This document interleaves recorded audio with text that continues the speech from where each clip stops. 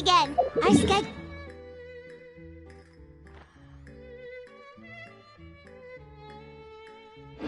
Surely enough to convince anyone to become a wanderer.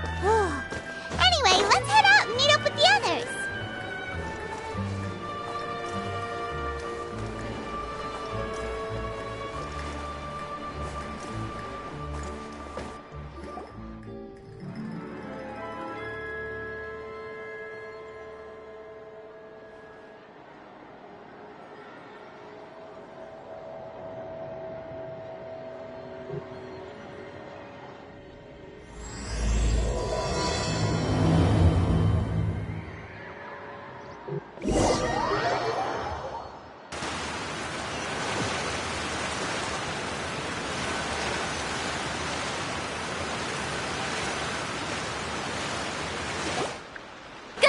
Everyone, we're looking to wrap with our two main ladies today.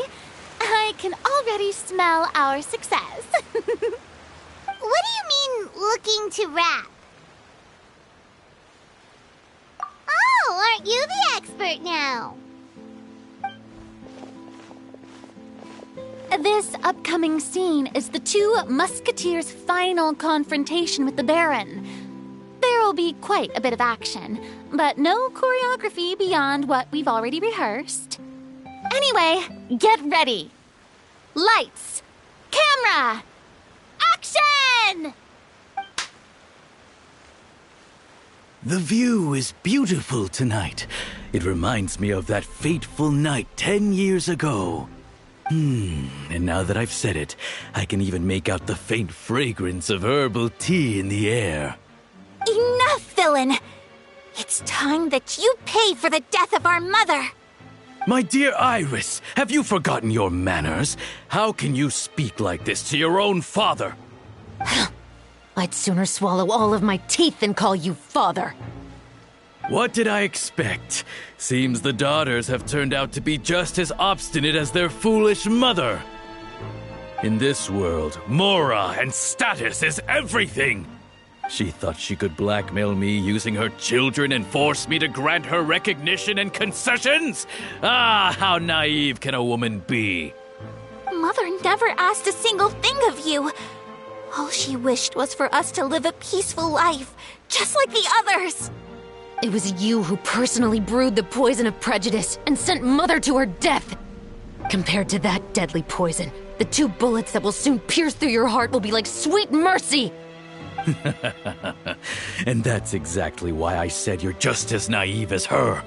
Did you really think 2 muskets would be enough to defeat me? So let's see. What is stronger? Mora and power, or the 2 muskets in your hands? Get them! Tulip! There are too many of them! It'll be okay. We'll cover each other, Iris.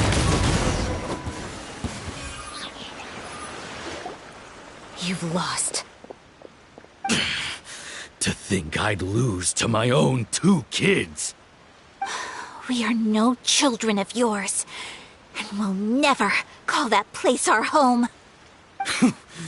Then tell me, what did you do all this for? You lost your mother, and will soon kill your father as well.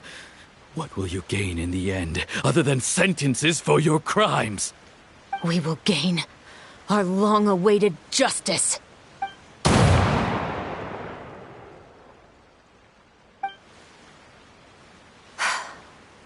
It's over.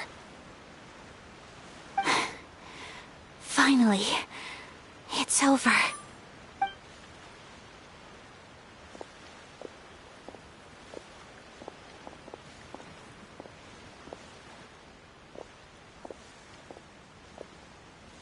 So, where will you go now, Tulip? I'm not too sure, Iris. Maybe somewhere with lots of flowers? After all, Mother always did love going where the blossoms were. What about you? I want to go visit Mother's grave. Yeah, that's not a bad idea. Huh? Tulip, look! What is it? It's Mother's favorite. The rainbow rose. Look, it's blooming again. Excellent! That was beyond mesmerizing. Even I didn't expect this scene to go so well. And we got it in a single take. All right, everyone. We've got a wrap for Tulip and Iris. Congratulations, Ayaka and Chevreuse! Thank you. I didn't expect our parts to wrap so quickly. I wish I could savor the experience for just a bit longer. Paimon totally understands. Paimon's not ready to say goodbye to the clapperboard either. Filming has really been a lot of fun. You were great too, Chevreuse. The way you said, long-awaited justice. It gave Paimon chills. That is indeed my favorite line in the whole book. I still remember trying to act it out in my room the first few times I read it. Whoa, Paimon would have never guessed you're that type. Who doesn't like stories where the guilty are punished and justice prevails over evil? Don't forget, I'm the captain of the Special Security and Surveillance Patrol. Captain, I have something urgent to report. Please excuse me, everyone. I'll be back in just a moment. It's okay, don't worry about us.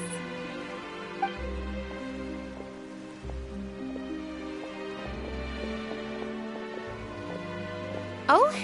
Was she whisked away by work already? I was just about to tell her how great she did. It seemed like some urgent official business. Then perhaps we should thank the stars that we were able to wrap both of your parts so quickly today. Switching around the filming schedule would have been a real pain. Anyway, I actually came over to let everyone know that we're all done for today. You can go home and get some rest.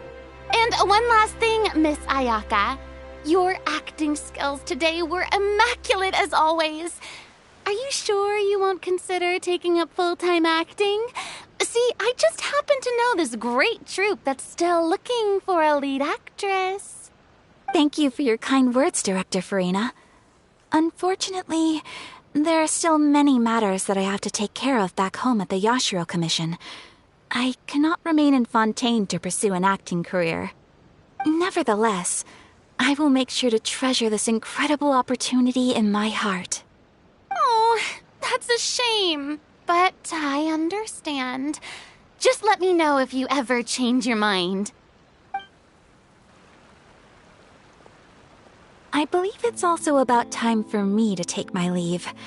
But hopefully I'll see you on set over the next few days. Even though my part's wrapped, I'd still like to swing by and help out the crew. See you tomorrow, Traveler and Paimon. Yep, see you tomorrow! Well, what should we do next? Maybe we'll go investigate the case some more with Chevreuse today. Traveler, Paimon, please come with me.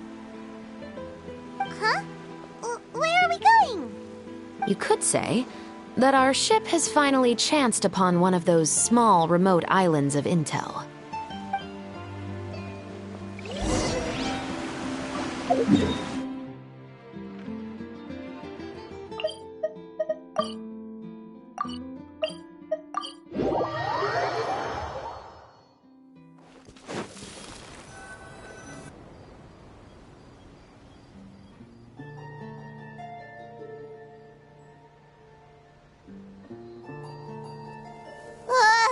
Paimon's exhausted.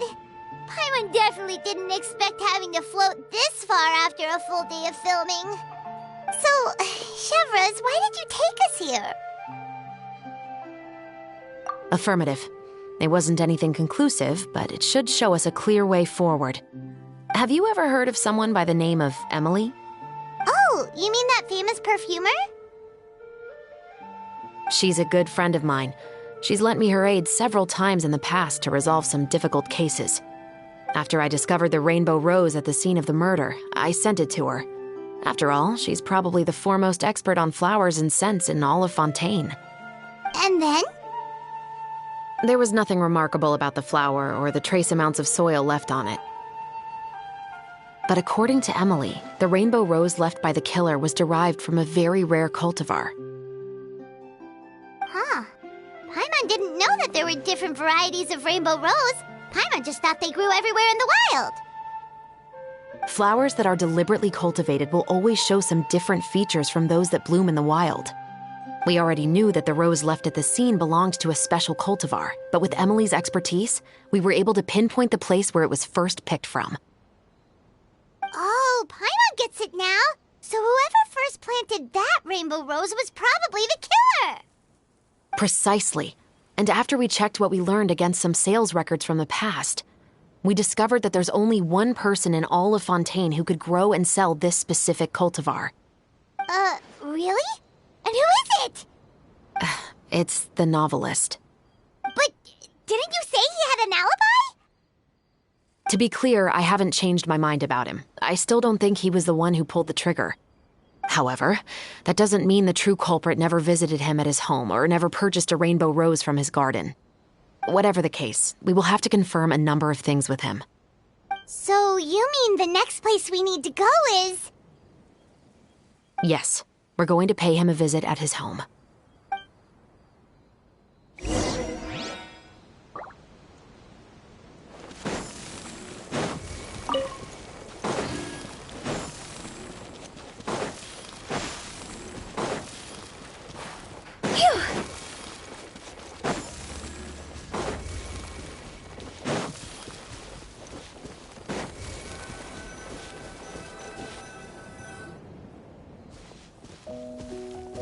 That should be his house. There are so many Gardamex stationed around the place. That's pretty unusual, right? According to what he told me last time we spoke, he hired them so he won't be harassed or disturbed. So there are a lot of flowers in his garden, but Paimon doesn't think we'll be able to pick one without alerting the Gardamex. Right, which is exactly why I think there has to be a special connection between him and the killer. So, should we knock? Just wait here for now. I'd like to take care of a number of those Gardamex first. But they're so far away. How are you planning to do that? Don't forget, Paimon, I'm actually the real-life captain of the Musketeers.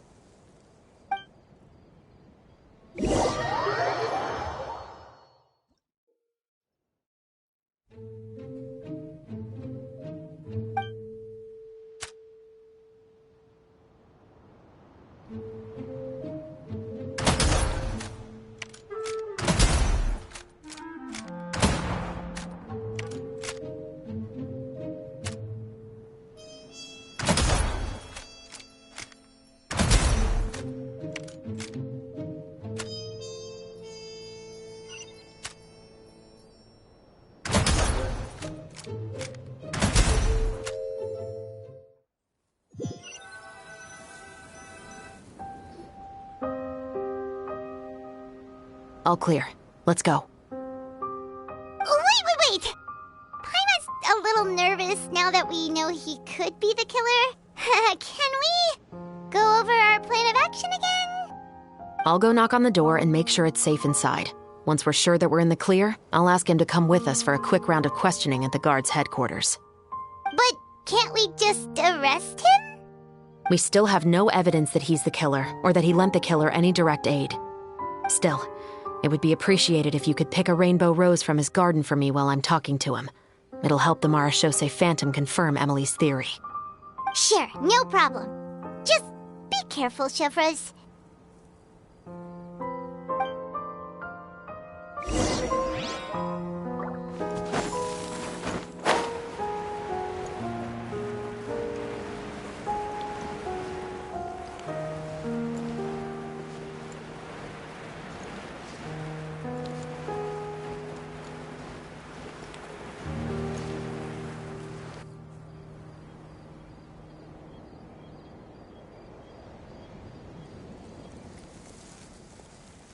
Excuse me, Mr. Baptiste, are you home?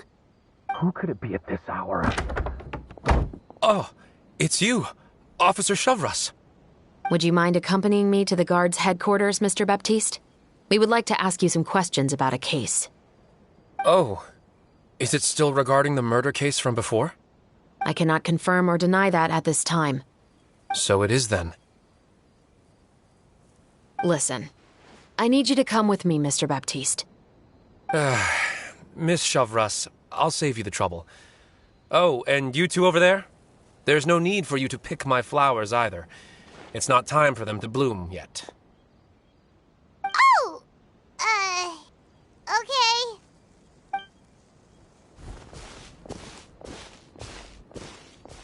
By saving me the trouble, you mean... I will confess. I was the killer. Huh?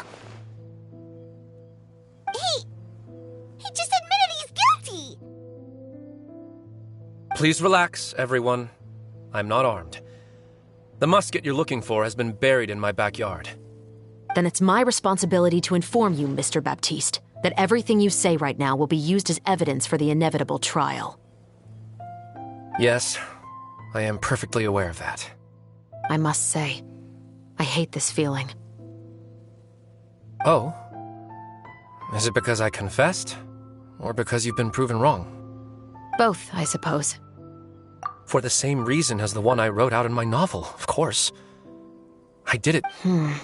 I know you haven't figured out the link between the two of us. Had you done so, I'd have been taken away to the headquarters a long time ago. But that won't stop me from always remembering his grotesque face. After all, he was the one who killed my mother. Your mother is still healthy and well. You know, I was adopted as a child. I was referring to my birth mother. That was never recorded in the orphanage's records. Please forgive a 6-year-old child for concocting some lies to protect himself after watching his mother die right in front of him. So, your novel, it was like a record of your life? No, of course not. It was a work of fiction with many embellished parts. But I am indeed the illegitimate son of a wealthy and influential man who abused his power to murder my mother. That part was 100% real. But the man you killed didn't have a Mora to his name. He was a hired assassin, an irredeemable beast who sank his fangs into a defenseless woman just for a few bags of Mora. But if that's really the truth, you wouldn't be telling us any of this now. You still haven't managed to take revenge against your father, the true mastermind behind it all. I never thought I'd hear that kind of thing from the captain of the Special Security and Surveillance Patrol. I'm simply skeptical about your motives. It's simple, really. I've grown tired of everything and don't want to shoulder this burden anymore. You may have considered me too soft to pull the trigger. Well, as it turns out, you are exactly right. I've become overwhelmed by the aftermath of the murder. So you're going to call a stop to your revenge, just like that? The true mastermind is too rich and too powerful for me. I've accepted that I will never be able to avenge my mother alone. And so what? The characters in your book never gave up. Now, Officer Chevreuse, I'm the one who has killed a man, aren't I? Are you trying to convince me to commit another crime? What's your father's name? How do you plan to prove the veracity of all of your claims? Well, I'd like to speak with you privately. Sure. Why don't we speak privately at the guard's headquarters? No, it has to be here. I must ensure that we won't be overheard. Fine. Let's talk here. When I said won't be overheard, I meant by anyone. I would like to speak with you and you alone.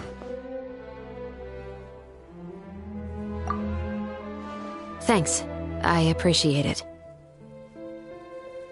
Please stay safe, Chevreuse.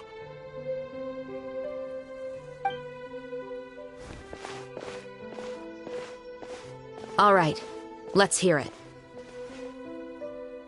Will you really believe what I'm about to say? Well, that depends on what you're going to tell me. Fair enough. Fair enough.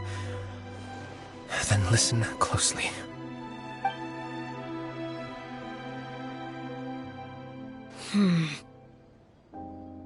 So that's how it's all connected. So, it seems you believe me after all. Do you want me to go public with this? No, of course not. At least, not right now.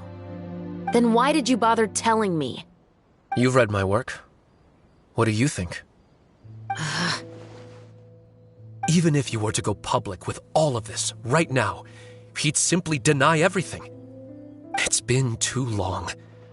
Almost 20 years.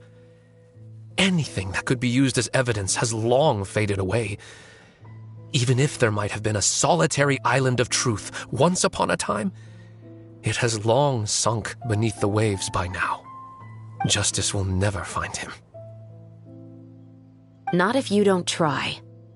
I know that as the captain of the Special Security and Surveillance Patrol, you will always stand on the side of justice.